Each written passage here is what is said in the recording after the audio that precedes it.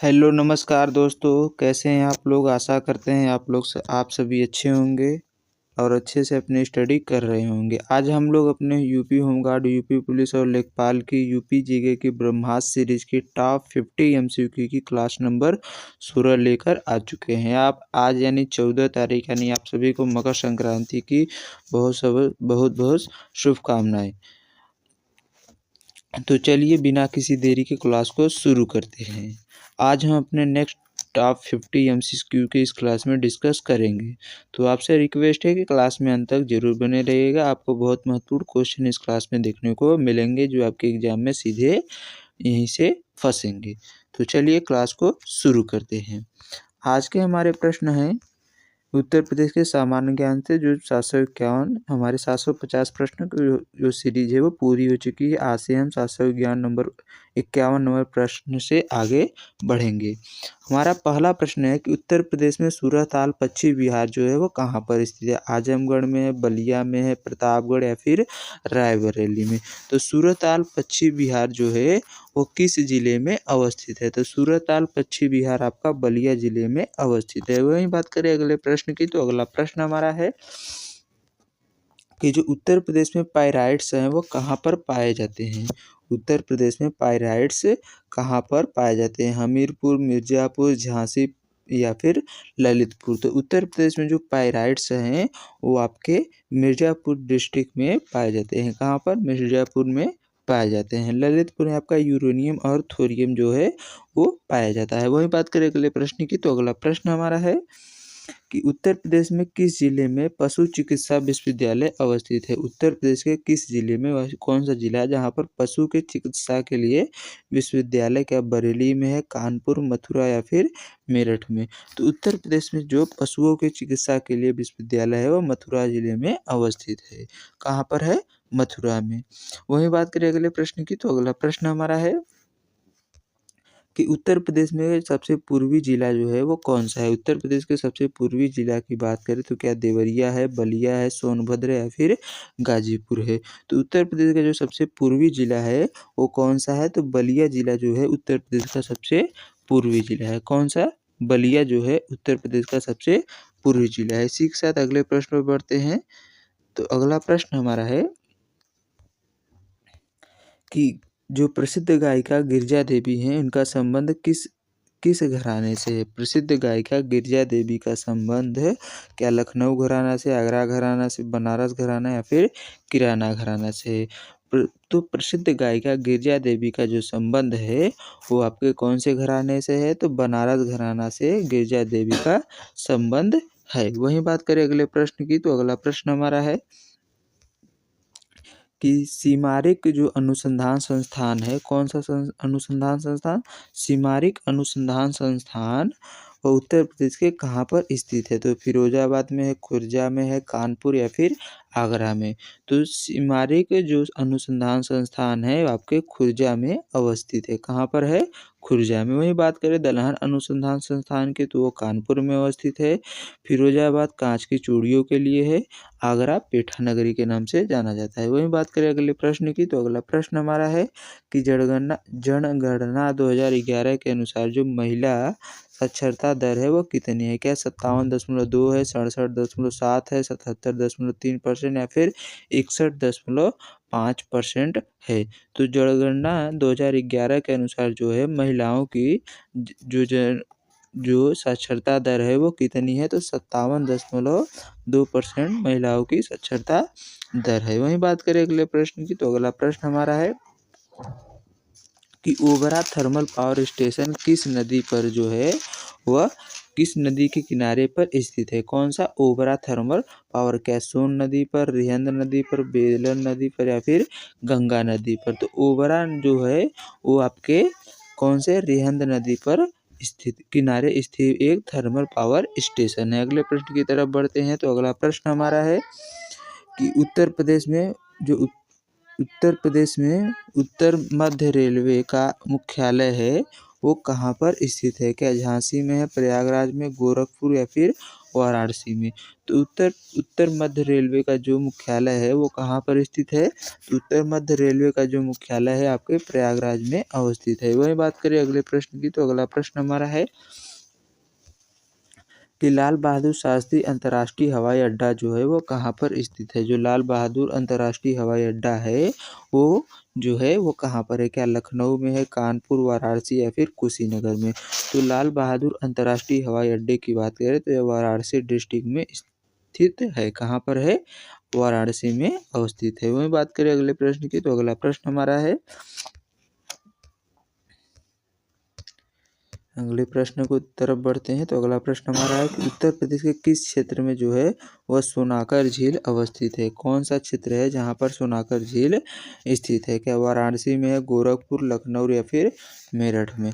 तो उत्तर प्रदेश का कौन सा डिस्ट्रिक्ट है? तो आपके गोरखपुर जिले में क्या है? सोनाकर झील अवस्थित है। वही बात करें अगले प्रश्न की, तो अगला प्रश्न हमारा है कि जो उत्तर प्रदेश का प्रथम जो औद्योगिक पार्क है वो कहाँ पर स्थापित किया गया है? तो उत्तर प्रदेश का प्रथम जो औद्योगिक पार्क की बात करें तो क्या नोएडा में है, कानपुर में है, लखनऊ में है या फिर गाजियाबाद में है? तो उत्तर प्रदेश का जो प्रथम जो औद्योगिक पार्क है वह लखनऊ में स्थापित किया गया है। अगले प्रश्न की तरफ बढ़ते हैं। तो अगला प्रश्न हमारा है कि उत्तर प्रदेश का कौन सा शहर जो है हथकरघा उद्योग के लिए प्रसिद्ध है? कौन सा शहर जो है वो हथकरघा के लिए है? क्या मगहर है, टांडा है, खलीलाबाद है या फिर उपरोक्त सभी है? तो ये सभी जो हैं यानी मगहर, टांडा और खलीलाबाद उत्तर प्रदेश में हथकरघा उद्योग के लिए प्रसिद्ध है। वही बात करें अगले प्रश्न की, तो अगला प्रश्न हमारा है कि महात्मा बुद्ध ने अपना प्रथम उपदेश जो है वो कहाँ पर दिया था? महात्मा बुद्ध की बात करें तो उन्होंने अपना प्रथम उपदेश कुशीनगर में, श्रावस्ती में, सारनाथ या फिर कौशाम्बी में दिया था। तो महात्मा बुद्ध जो बौद्ध धर्म के संस्थापक थे या ये थे वो उसने अपना पहला उपदेश जो है वो सारनाथ वाराणसी में 3 ब्राह्मण भिक्षुओं को दिया था। कुशीनगर में इनका महापरिनिर्वाण हुआ था।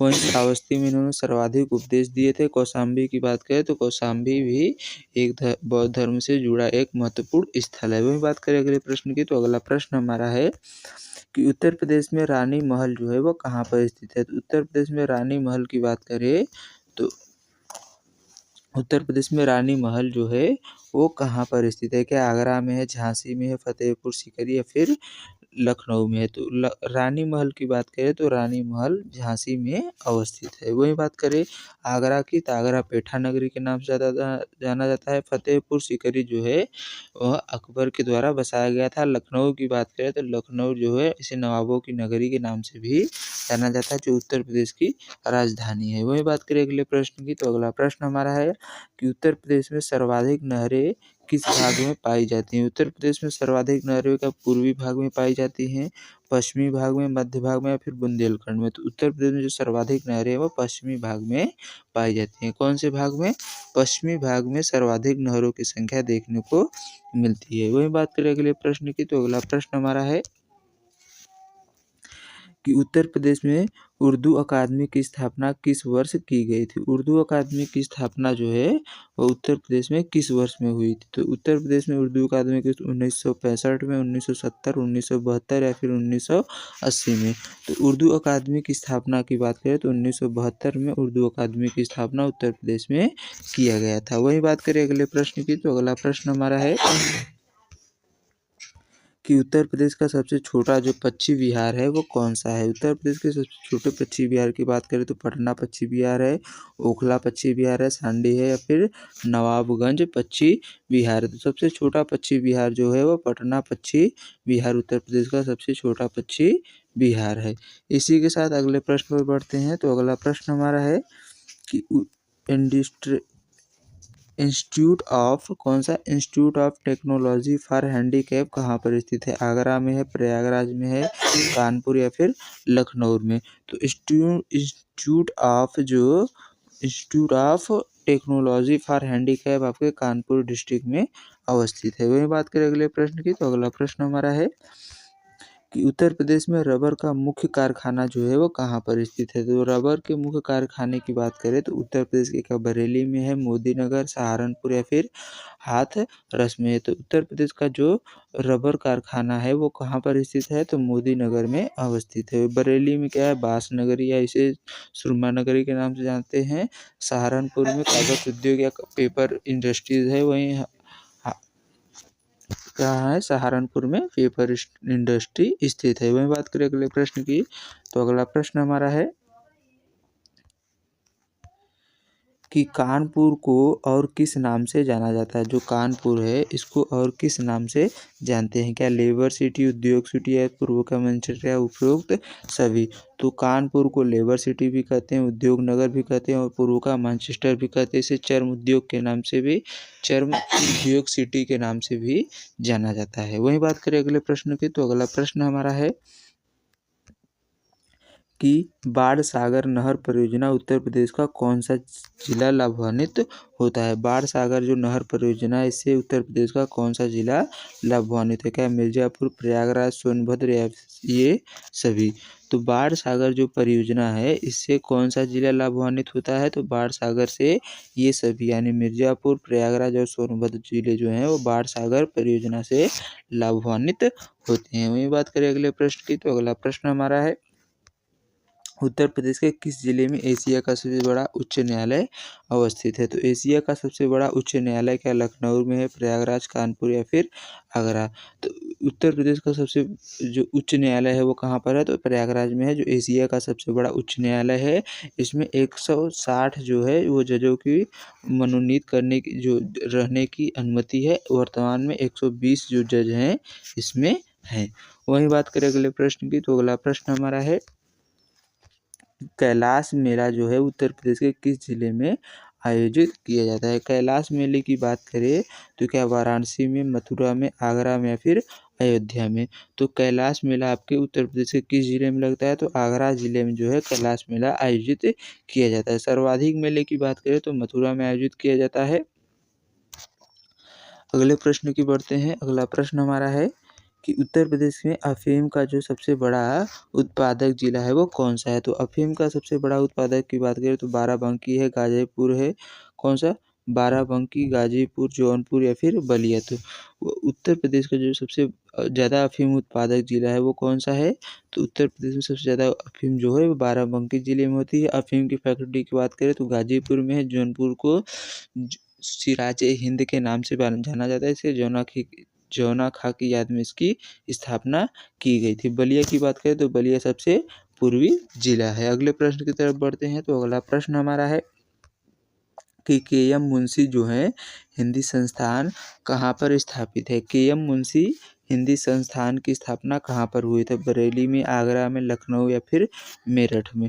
तो के.एम. मुंशी हिंदी संस्थान की बात करें तो इसकी स्थापना आगरा में किया गया है। वहीं बात करें अगले प्रश्न की, तो अगला प्रश्न हमारा है कि जो उत्तर प्रदेश में agro climatic agro climatic zone जो है वह कृषि जलवायु क्षेत्र है वह कितने हैं, क्या 7 है, 9 है, 11 है या फिर 15 है। तो उत्तर प्रदेश में जलवायु क्षेत्रों की संख्या की बात करें तो कितने हैं, तो 9 जलवायु क्षेत्र उत्तर प्रदेश में पाए जाते हैं। वहीं बात करें अगले प्रश्न की, तो अगला प्रश्न हमारा है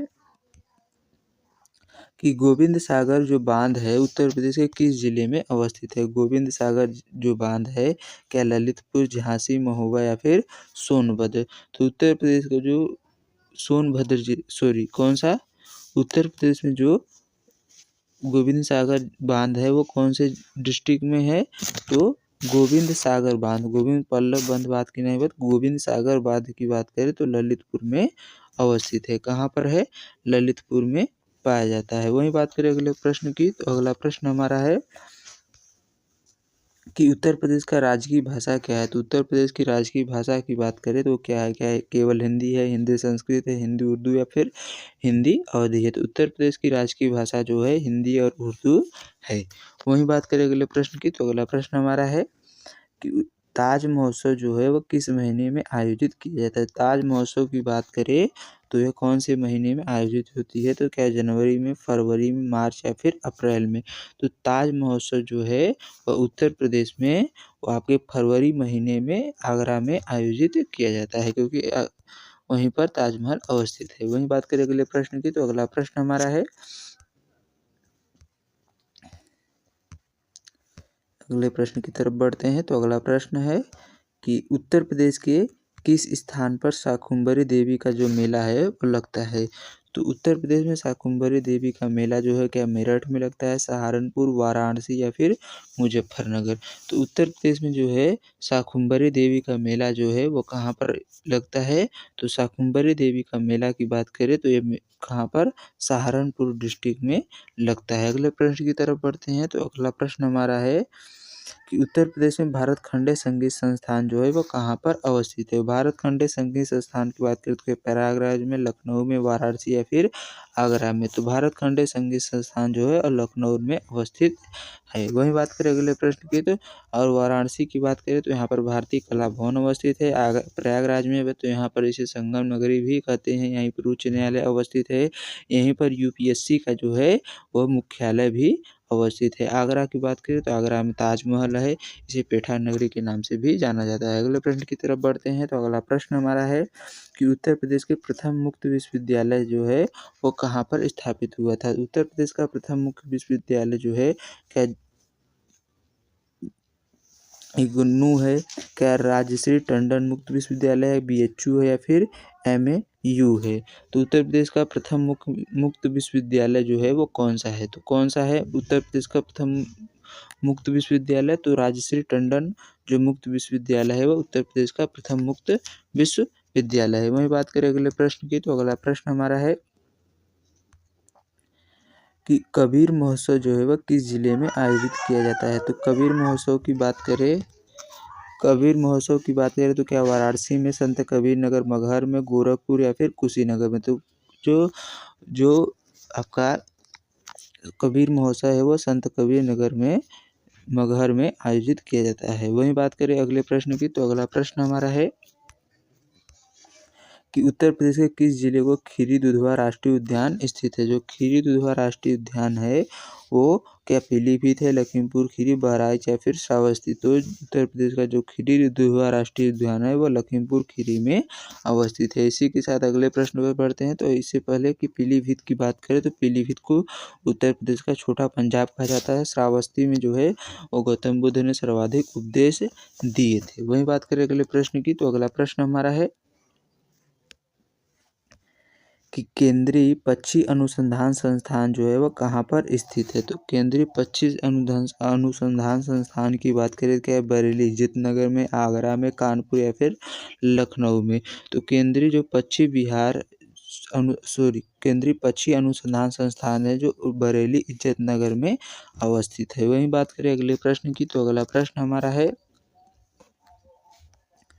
कि उत्तर प्रदेश में सबसे अधिक गर्मी किन जिलों में पड़ती है? तो उत्तर प्रदेश में सबसे अधिक गर्मी की बात करें तो कौन से ज़िले में? क्या लखनऊ, कानपुर में, झांसी, आगरा में, बरेली, मुरादाबाद, वाराणसी, प्रयागराज में?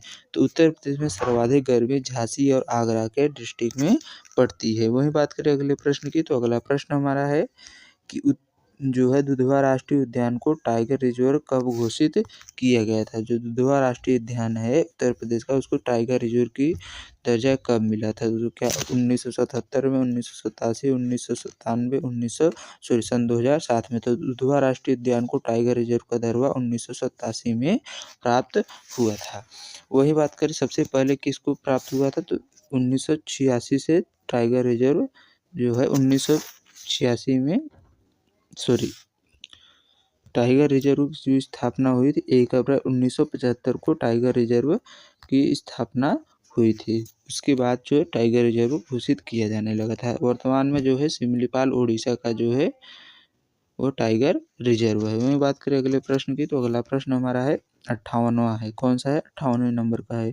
वहीं बात करें अगला प्रश्न है तो उत्तर प्रदेश में दिया सलाई उद्योग का प्रमुख केंद्र जो है वो कौन सा है? क्या सहारनपुर है, मिर्ज़ापुर, बरेली या फिर मुरादाबाद?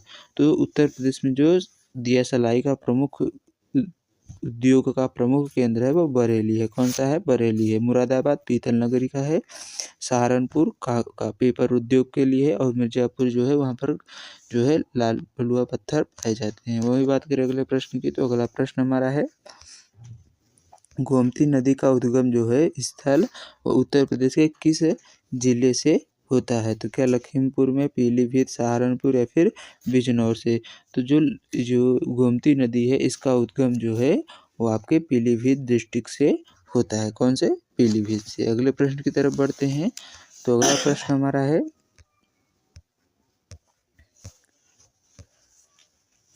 कि उत्तर प्रदेश के किस शहर को आमों का नगर कहा जाता है? उत्तर प्रदेश का कौन सा शहर है जिसको हम लोग आमों का शहर कहते हैं? क्या वाराणसी को, मलिहाबाद, लखनऊ को, सहारनपुर या फिर आगरा को? तो उत्तर प्रदेश का जो आमों का शहर है वो मलिहाबाद, लखनऊ को कहा जाता है। वहीं बात करें वाराणसी को तो इसको मोक्ष नगरी या फिर घाटों का शहर कहा जाता है। सहारनपुर को पेपर नगरी, आगरा को पेठा नगरी के नाम से जानते हैं। वहीं बात करें अगले प्रश्न की, तो अगला प्रश्न है कि उत्तर प्रदेश में नागरिक उड्डयन जो है प्रशिक्षण केंद्र है वो कहाँ पर स्थित है? नागरिक प्रशिक्षण उड्डयन केंद्र की बात करें तो चकेरी कानपुर में है, बमरौली प्रयागराज में, अम अमौसी लखनऊ में है, खेरिया आगरा में है। तो नागरिक उड्डयन प्रशिक्षण केंद्र की बात करें तो उत्तर प्रदेश के बमरौली प्रयागराज में अवस्थित है। वहीं बात करें अगले प्रश्न की, तो अगला प्रश्न हमारा है कि सोनभद्र जिला कितने राज्यों की सीमाओं को स्पर्श करता है? तो सोनभद्र जिला जो है वो 2, 3, 4 या फिर 5। तो सोनभद्र जिला जो है वो 4 राज्यों की सीमाओं को स्पर्श करता है। कितने राज्यों की सीमाओं को? 4 राज्यों की सीमाओं को जो है सोनभद्र जिला स्पर्श करता है। अगले प्रश्न की तरफ बढ़ते हैं। तो अगला प्रश्न हमारा है कि बुद्ध महोत्सव उत्तर प्रदेश के किस स्थान पर मनाया जाता है? बुद्ध महोत्सव की बात करें तो क्या सारनाथ, कुशीनगर, श्रावस्ती या फिर उपरोक्त सभी में? तो बुद्ध महोत्सव जो है आपका सारनाथ, कुशीनगर और श्रावस्ती तीनों में मनाया जाता है। सारनाथ में बुद्ध ने अपना प्रथम जो उपदेश दिया था। कुशीनगर की बात करें तो यहाँ पर इनका परिनिर्वाण यानी मृत्यु हुई थी। श्रावस्ती में इन्होंने सर्वाधिक उपदेश दिए थे। सर्वाधिक जो साक्षरता दर है सबसे कम है। यहाँ पर लोग जो है सबसे कम पढ़े लिखे हैं। वहीं बात करें अगले प्रश्न की, तो अगला प्रश्न हमारा है कि उत्तर प्रदेश में मिड डे मील जो योजना है वो कब शुरू की गई थी? मिड डे मील योजना की बात करें तो कि 1990 में, 1995, सन 2001, सन 2004 में। तो उत्तर प्रदेश में जो मिड डे मील योजना है उसको कब शुरू किया गया था? तो मिड डे मील योजना को कब शुरू किया गया था? तो मिड डे मील योजना जो है वो सन 2000 कब शुरू की गई थी? मिड डे मील योजना आपकी सन 1955 सॉरी एक सेकेंड